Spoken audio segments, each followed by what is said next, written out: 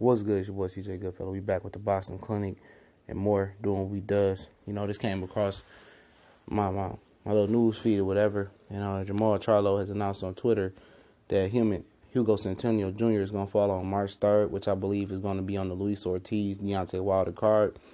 It's probably going to be the co-feature, and we've been talking about this interim WBC title fight for quite some time. And what that means is this will be for the champion and waiting until Gennady Golovkin, gets done doing what he's doing with Canelo. And this will be Golovkin's mandatory, which Jermall Charlo is already a mandatory.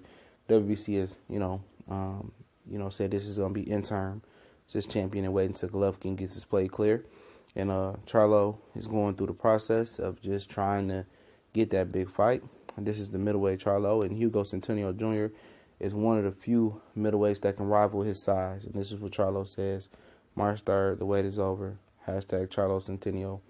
Centeno is 6'1.5". Charlo's about 6 foot and a half, 6 feet.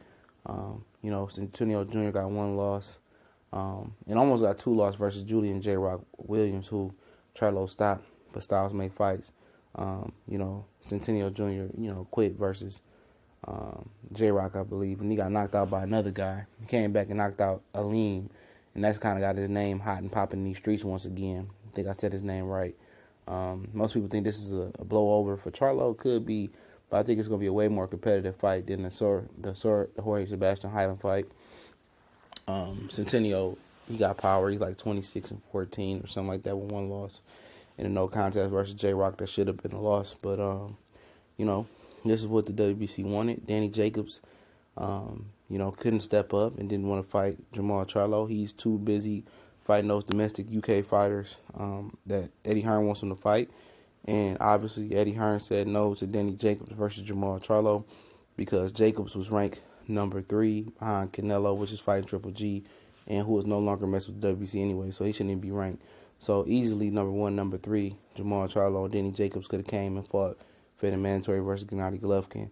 But I think Eddie Hearn got martial orders from HBO that they don't want that fight. For Danny Jacobs, they invested a 6-fight deal or 5-fight deal in Danny Jacobs. So, basically he feels like he's going to get a shot at Triple G sooner or later. We'll see. Or Canelo, since they both have ties to HBO. And Jermall Charlo, they're going to try to play keep away and hot potato away from Jermall Charlo. So we'll see what goes on with that. So it really should be Danny Jacobs number 1 versus number 1 Charlo versus Danny Jacobs number 3. But boxing is the imperfect mess that it is that we getting. Centeno, I think Centeno is ranked number 4, number 5. So it is what it is, man. Should be a good solid scrap for the co-feature or undercard bout for Wilder Ortiz, Brooklyn Barclays Center, and they're making that the hub now. I remember the Atlantic City Boardwalk used to be the hub for the East Coast with Madison Square Garden. Now the Barclays Center, they invest in a lot of good fights there. But I'd rather have seen Danny Jacobs and Charlo. But boxing politics is preventing that. And they both out-Heyman advised fighters. But Eddie Hearn has marching orders from HBO. When you invest a 5-fight deal into a guy, you don't want to mess it up with a guy that's not even with HBO. So we gone.